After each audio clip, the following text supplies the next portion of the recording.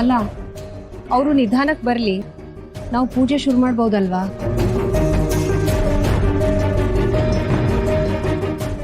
ಹೌದು, ಅವ್ರು ಆಮೇಲೆ ಬಂದು ಪೂಜೆಗೆ ಜಾಯಿನ್ ಆಗ್ತಾರೆ.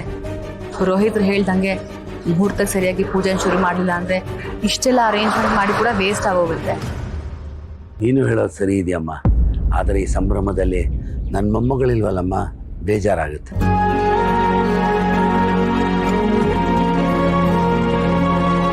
ಅಪ್ಪ ಹೇಳ್ತಾ ಇರೋದು ಸರಿಯಾಗಿದೆ.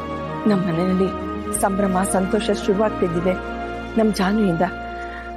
ಈಗ ಅವಳಿಲ್ದೆ ಹೇಗಿದನ್ನೆಲ್ಲ ಮಾಡೋದು? ಹೌದಮ್ಮ, ಈಗ ನಾವು ಬಲವಂತಿಂದ ಕೂತ್ಕೊಂಡ್ರು ಮನಸ್ಸೆಲ್ಲ ಜಾನು ಕಡೆನೇ ಇರುತ್ತೆ. ಅವಳು ಬಂದ್ಬಿಡ್ಲಿ, ಬಂದಾದ್ಮೇಲೆ ಇನ್ನೇನ್ ಪೂಜೆ ಇದೆ ಅದನ್ನ ಮಾಡೋಣ. ಶಾಸ್ತ್ರಿಗಳೇ, ದಯವಿಟ್ಟು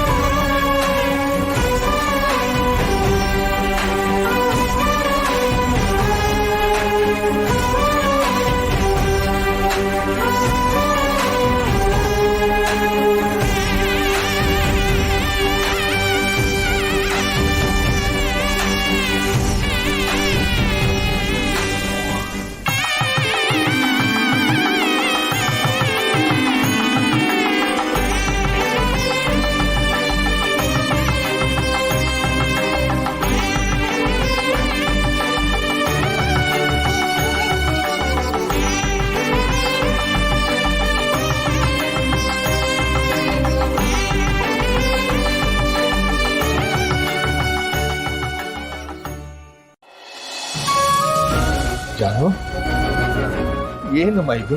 ಎಲ್ಲಿದ್ದೆ, ಹೇಗಿದ್ದೆ? ಜಾನು, ನೀನಿಲ್ಲ ಅಂತ ನಾವೆಲ್ಲ ಎಷ್ಟು ದುಃಖ ಪಟ್ಟಿದೀವಿ ಗೊತ್ತಾ? ಈಗ ನಿನ್ನ ನೋಡಿ ಏನ್ ಹೇಳ್ಬೇಕು ಅಂತ ಗೊತ್ತಾಗ್ತಿಲ್ಲ ಕಣೆ.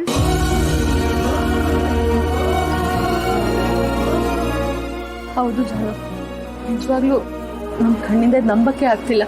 ನಿಜವಾಗ್ಲೂ ಇವತ್ತು ದೇವ್ರಿದ್ದಾನೆ, ದೇವ್ರು ದೊಡ್ಡವನು. ಏ ಜಾನು, ನಿನ್ನ ಮಾತನ್ನ, ನಿನ್ನ ಹಾಡನ್ನ, ನಿನ್ನ ತರಲೆನ ಎಷ್ಟು ಮಿಸ್ ಮಾಡ್ಕೊಂಡು ಏನ್ ಗೊತ್ತಾ? ನೀನು ಮದುವೆ ಮಾಡ್ಕೊಂಡು ಹೊರಟಾಗ ನಾನು ಇಷ್ಟ ಹತ್ತಿರಲ್ಲ ಕಣೆ. ನೀನಿಲ್ಲ ಅಂತ ಗೊತ್ತಾಗದಾಗ ಅಷ್ಟು ದುಃಖ ಪಟ್ಟಿದ್ದೀನಿ. ಎಲ್ಲಿ ಹೋಗಿದ್ದೆ ಕತ್ತೆ?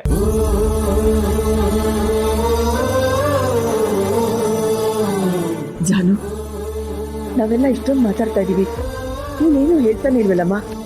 ಯಾಕೆ ನನ್ನ ಕೋಪನಾ? ಅಮ್ಮ, ನಿನ್ನ ಯಾಕೆ ಕೋಪ ಮಾಡ್ಕೊಳ್ಳಮ್ಮ? ನಾನು ಎಲ್ಲಿದ್ದೆ, ಏನ್ ಮಾಡ್ತಿದ್ದೆ ಎಲ್ಲದೂ ನಾನು ನಿಧಾನವಾಗಿ ಹೇಳ್ತೀನಿ. ದಯವಿಟ್ಟು ಇವತ್ತು ಯಾರು ನನ್ನ ಏನು ಕೇಳಬೇಡಿ. ಹೌದು, ಈಗ ಅವ್ರು ನಿಮ್ಮನ್ನ ನೋಡಿ, ನೀವು ಅವ್ರನ್ನ ನೋಡಿ ಮಾತುಗಳನ್ನ ನಿಂತೋಗದೆ. ಈಗೇನಿದ್ರು ಮೌನನ ಎಲ್ಲ ಮಾತಾಡುತ್ತೆ. ಅದಕ್ಕೆ ಒಂದು ಸ್ವಲ್ಪ ಹೊತ್ತು ಅವ್ರ ಪಾಡ್ಗೆ ಅವ್ರನ್ನ ವಿಶ್ವ, ನಾನೇ ನಿಮ್ಮ ಅತ್ತೆ ಅಂತ ನಿನಗೆ ಹೇಗಪ್ಪ ಗೊತ್ತಾಯ್ತು? ಅಮ್ಮಂಗೆ ಡೈರಿ ಬರೆಯೋ ಅಭ್ಯಾಸ ಇತ್ತು ಅತ್ತೆ.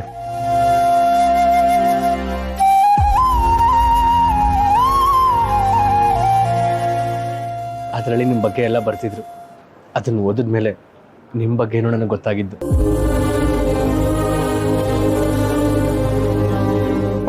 ಅಮ್ಮಂಗೆ ನಿಮ್ಮ ಮೇಲೆ ತುಂಬ ಪ್ರೀತಿ ಇತ್ತು ಅತ್ತೆ. ನಿಮ್ಮನ್ನ ಮತ್ತೆ ಅಪ್ಪನ ಒಂದು ಮಾಡಬೇಕು ಅನ್ನೋದು ಅಮ್ಮನ ಆಸೆ ಆಗಿತ್ತು. ಅದನ್ನ ನೆರವೇರಿಸೋದಕ್ಕೆ ಅಂತಾನೆ ನಾನು ನಿಂತಿದ್ದೀನಿ. ವಿಶ್ವ, ಇಷ್ಟು ಚಿಕ್ಕ ವಯಸ್ಸಿನಲ್ಲಿ ದೊಡ್ಡ ಮನಸ್ಸು ಮಾಡಿ ಎಂಥ ಒಳ್ಳೆ ಕೆಲಸ ಮಾಡಿದ್ಯಪ್ಪ. ನಿನ್ನಂತ ಮಗನ್ ಪಡೆಯೋದಕ್ಕೆ ಆ ತಾಯಿ ಎಷ್ಟು ಪುಣ್ಯ ಮಾಡಿದ್ಲು.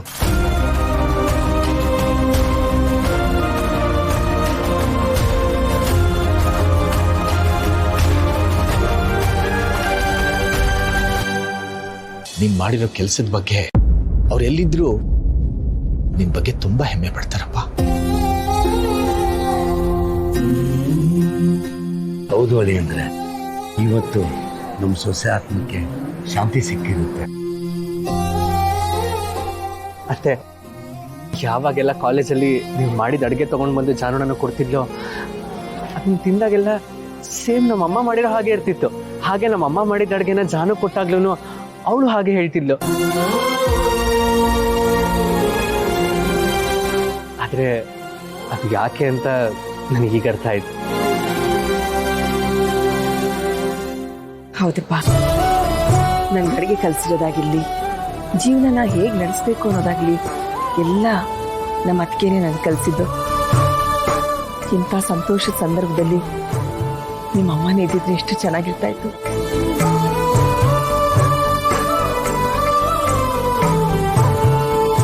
ಅಲ್ಲ ವಿಶ್ವ, ಜಾನು ನಮ್ಮನೆ ಹುಡುಗಿ ಅಂತ ನೀನು ಗೊತ್ತಿತ್ತು ತಾನೆ. ಆದರೂ ಅವಳನ್ನ ನಮ್ಮನೆಗೂ ಕರ್ಕೊಂಡು ಬರದೆ ಗಂಡನ ಮನೆಗೂ ಕರ್ಕೊಂಡು ಹೋಗದೆ ಇದೆಯಲ್ಲ, ಯಾಕಪ್ಪ?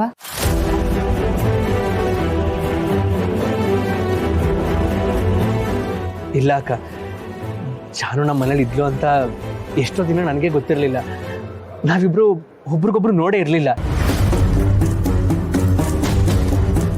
ಅದೆಲ್ಲ ಬಿಡಿ, ಅವಳು ಯಾಕೆ ನಮ್ಮ ಮನೇಲಿ ಇದ್ಲು, ನಾನು ಅವಳನ್ನ ಹೇಗೆ ಇಲ್ಲಿ ಕರ್ಕೊಂಡು ಬಂದೆ, ಅದೆಲ್ಲ ಇನ್ನೊಂದಿನ ಹೇಳ್ತೀನಿ.